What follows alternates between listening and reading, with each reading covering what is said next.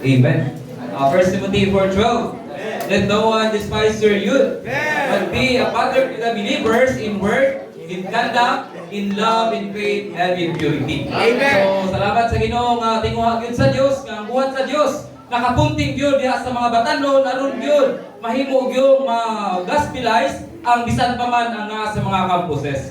So, parents, especially katong nanay mga collegians, nanay mga senior highs nga mga anak, mga igsoon tinuha sa tong Ginoo nga dugang silang pagabit. Muna mga igsoon kinahanglan moagi sila sa mga trainings kaya aron before sila mo proceed sa mga college, mahimo silang channels of blessing nga magdala sa divine seed nga ikapaambit nga na gyud sa mga kalag-anang mga dapita. So in Matthew 4, gi-illustrate dito sa tong Ginoo nga ang eskwelahan, ang campuses, usa na siya ka fish pond. Then kita nga mga naa sa payuli sa Ginoo, kita ang mga fishers of men. So, especially kita nga mga batanon, kinahanglan tang magpabansay sa Ginoo, aron gyud ma-exercise nato ang atong usefulness, then mahimo tang palagianan nga makapaambit sa Dios nung kinabuhi mga igsoon. Amen. So, salamat sa Ginoo nga dinhi gipakita nga ang luwad diay sa atong igsuon mapadayon ang buhat sa Ginoo hangtod sa sunod nga panahon. Wala mga igsoon, how privileged we are as young people nga makita nato mga igsoon nga dunay Kristo nga naa sa atong sulod nga pwede natong mapaambit nga na sa atong mga classmates.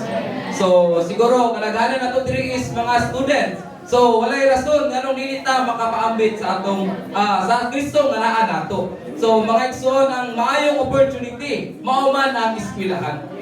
So, most of us, nakamagitay mga friends. So, mga igsoon, mo na siya opportunity nga atong i-grab. Aron gyud nga, mapaambitan sila sa gospel. Then, mga igsoon, atong tinguhaon nga sila madala nga na sa kaluwasan. Wala mga igsoon, tinguhaon na to, bisan pa, aron nga panahon nga idadon nato sila sa pag-ampo, aron gyud mga igsoon, sila madala nato sa Dios, ug ang Dios madala nato nga nila. So sa salamat sa Ginoo sa ni kapaagi nga gipakita sa Ginoo nga nato nga dili gamay butang nga mahimutang mga batanon nga nagdala diining Dios nung binhi mga igsuon.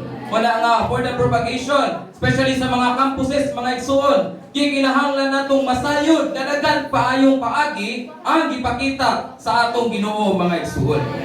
Best place is the campuses, especially kita nga mga students mga igsuon. Amen. Amen.